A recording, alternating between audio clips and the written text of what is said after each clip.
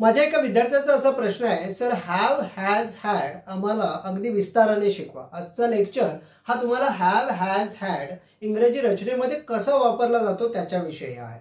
हे समजण्यापूर्वी तुम्हाला एक समजून घ्यायचं आहे की जो हॅव आहे त्याचे नेहमी दोन उपयोग असतात, एक ऑक्झिलरी वर्ब आणि एक मेन वर्ब. मेन वर्ब म्हणजे जेव्हा हॅवचा स्वतःचाच एक काहीतरी अर्थ असतो, जसं की गो. तुम्ही काय म्हणता, गो म्हणजे काय, जाणे. कम, कम म्हणजे काय, येणे. इट, इट म्हणजे काय, खाणे.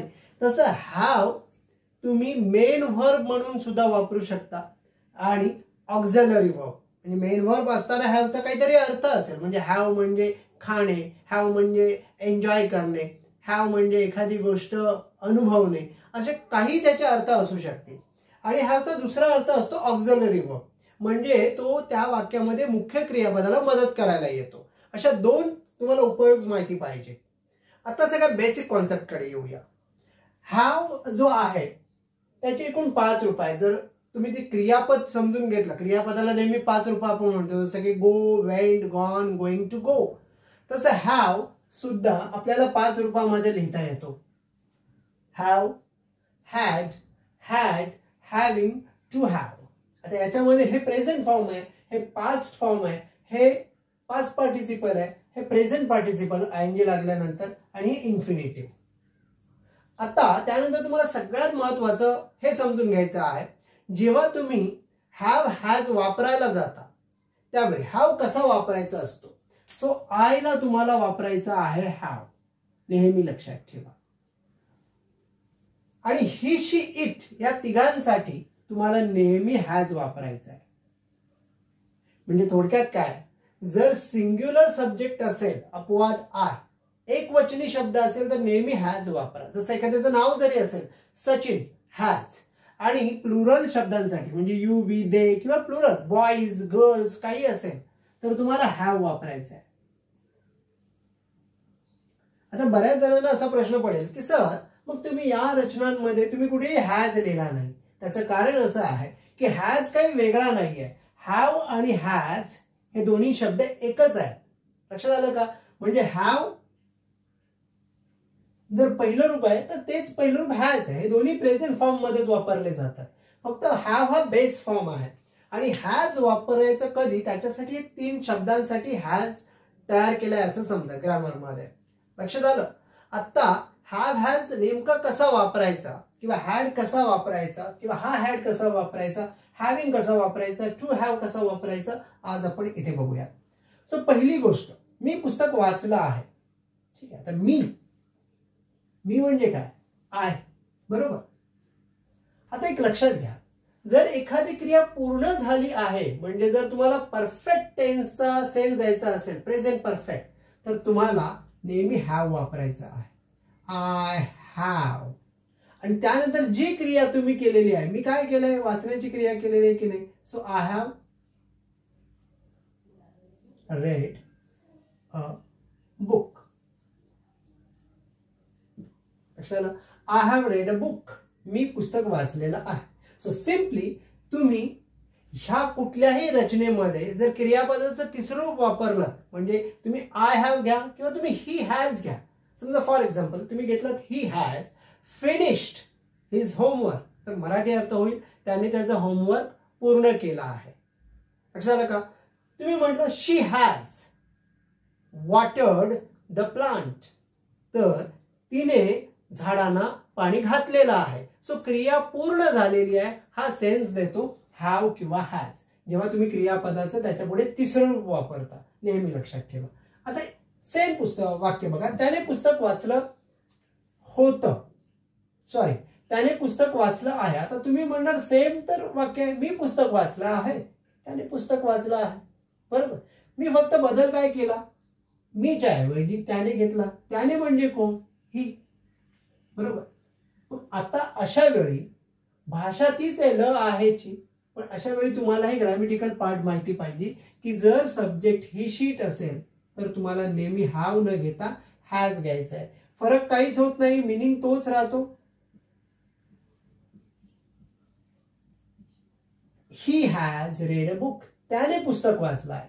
सो थोडक्यात लक्षात घ्यायचं जर तुमचा सब्जेक्ट हा प्लुरल असेल तर हॅव वापरा, आणि जर तुमचा सब्जेक्ट सिंग्युलर असेल, एक वचनी असेल, तर हॅज वापरा. सिम्पली जर तुम्हाला मी काही वाक्य विचारली तर तुम्हाला हे कळलं पाहिजे हॅव कधी वापरायचं, हॅज कधी वापरायचं. समजा असं मी म्हटलं की मी ब्रिज क्रॉस केला आहे.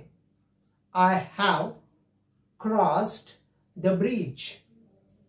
तिने पर्स चेक केलेली आहे.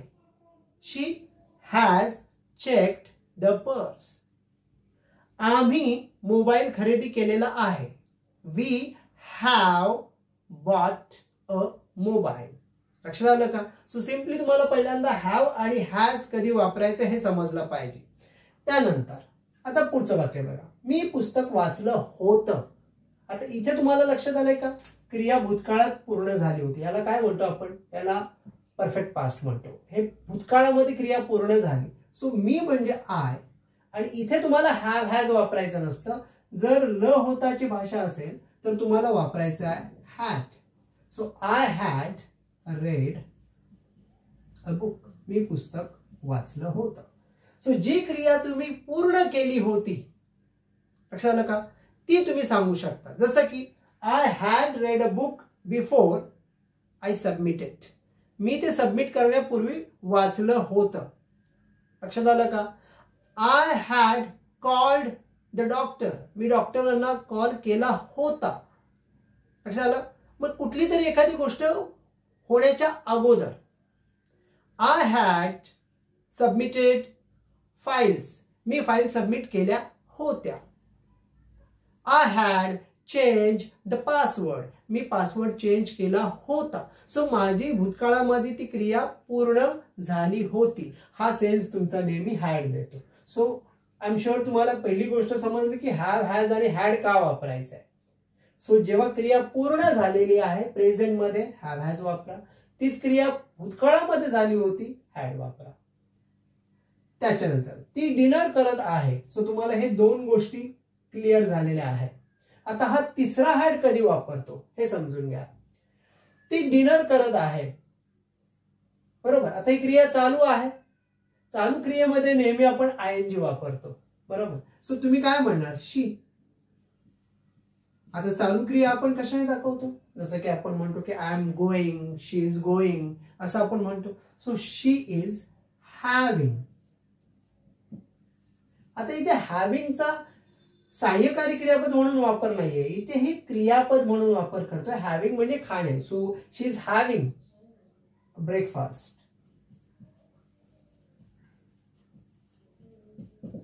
लक्षात आलं? सो आपण जेव्हा असं म्हणतो ना, we are having a fun, आम्ही मजा करतोय. सो हॅव्हिंग हा तुम्ही वेगवेगळ्या क्रियापदाच्या मेन वर्ब म्हणून तुम्ही वापरू शकता. लक्षात आलं का? तुम्ही काय खात आहे तुम्ही सांगता. She is having a breakfast, dinner, lunch, काही तुम्ही म्हणू शकता हॅव्हिंग मध्ये. लक्षात आलं? त्याच्यानंतर हा इन्फिनिटिव्ह जो आहे to have. So I am sure की 1, 2 आणि 3 गोष्टी तुम्हाला कळलेल्या आहेत, बरोबर. हॅव्हिंग वापरताना ती चालू क्रिया दर्शवते. टू हॅव वापरणं थोडंसं कन्फ्युजन ठरू शकतं जर तुम्हाला प्रॉपरली इन्फिनिटिव्ह हा पार्ट माहिती नसेल. तुम्हाला पहिल्यांदा इन्फिनिटिव्ह समजणं गरजेचं आहे. आता इकडे बघा, माझ्याकडे कार हवी अशी माझी इच्छा आहे. सो आता अशी माझी इच्छा आहे तुम्ही काय म्हणणार? आय विश किंवा आय वॉन्ट. ठीक आहे. आता काय असणं, तर जेव्हा तुमच्याकडे काय असण्याची इच्छा आहे, so to have a car. लक्षात आलं? सो सिम्पली टू हॅव हे इथे इन्फिनिटिव्ह आहे. जसं आपण म्हणतो की नाही की आय वॉन्ट टू रन, माझी इच्छा आहे धावायची. सो टू रन, सो ही क्रिया करण्याची इच्छा आहे. तसं I wish to have a car, माझ्याकडे कार हवी अशी माझी इच्छा आहे. सो समजा तुम्ही असं म्हटलं माझ्या बाबांची इच्छा आहे की माझ्याकडे एक चांगली नोकरी असावी. So my father wants me to have a good job. To have a good job. कसं आलं? त्यांना वाटतंय तिकीट माझ्याकडे असावं. So they want me to have a ticket. So to have हे इन्फिनिटिव्ह आहे आणि हे प्लेन इन्फिनिटिव्ह आहे. इन्फिनिटिव्हचा अजून एक प्रकार असतो जो तुम्हाला पुढच्या वाक्यामध्ये बघायला मिळेल. बघा, नवीन कार खरेदी करून मी आनंदी आहे. आता तुम्ही काय म्हणणार? आता इथे बघा, मी आनंदी आहे, I am glad, I am happy. बरोबर. आता नवीन कार खरेदी करून, आता ही क्रिया पूर्ण झालेली आहे. बरोबर.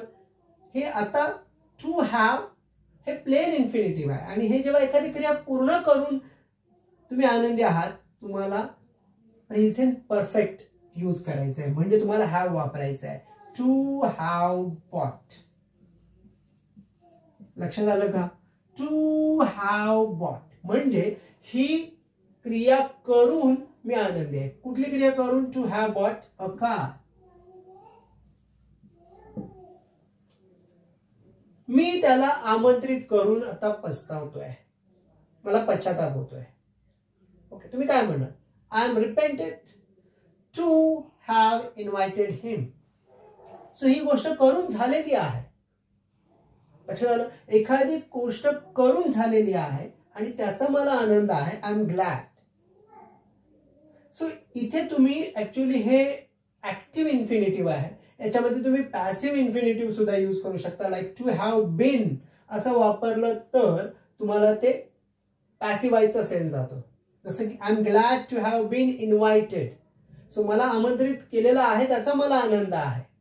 सो ह्या वेगवेगळ्या गोष्टी आहेत, तुम्हाला समजून घ्याव्या लागतील. खूप डिटेलिंग ह्याच्यावर सेपरेटली आपल्याला करता येईल, त्याच्यावर वेगळा व्हिडिओज आपण बनवू. पुढचं बघा, त्याने ब्रेकफास्ट केला आहे. सो ही करून झालेला आहे. So he has.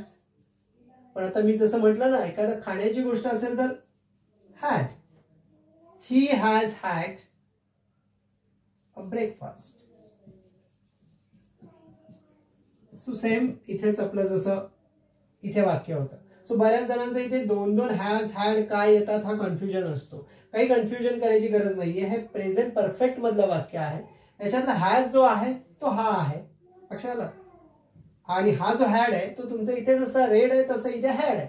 सो इथे क्रियापद म्हणून हॅड घेतलेलं आहे, खाणे या अर्थी. त्यामुळे तुम्हाला कधी कधी ना रचनेमध्ये दोन दोन हॅड दिसतात. त्यामुळे पहिला हॅड हा ऑक्झिलरी वर्ब आणि दुसरा हॅड हा मेन वर्ब असतो, असं लक्षात ठेवायचं. त्यानंतर हे जे हॅव हॅज आहेत ना, हे तुम्हाला सगळ्या मॉडेल्स बरोबर सुद्धा वापरता येतात. जसं की बघा, तू तिकीट चेक करायला पाहिजे होतंस. ज्याला इंग्लिश येते ते म्हणतील सरी पाहिजेची भाषा आहे should. You should have. You should have checked